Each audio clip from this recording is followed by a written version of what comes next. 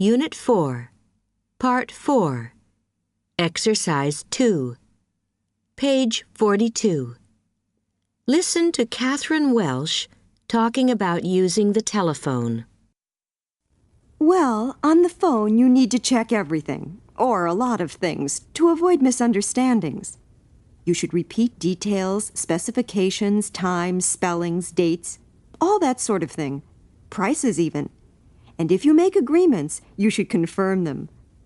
I think it's best to end calls with some sort of check or confirmation. You might even ask for a fax or email confirmation. Yes, that's pretty common. What else would you include at the end of a phone call? Well, there's checking that there's nothing left to say. How many times does it happen that you put the phone down and then say, "Oh, I forgot to say such and such," or "I meant to ask about something else." You have to call back. It's such a waste of time. You can usually avoid that if one of you says something like, "Is that all?" or "Anything else?" Okay.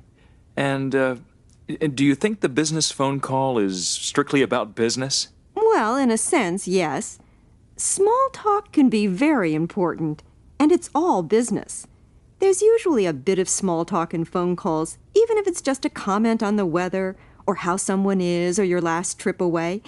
It's easy to underestimate the importance of small talk. You have to learn to feel confident with it. Why do you think small talk is so important?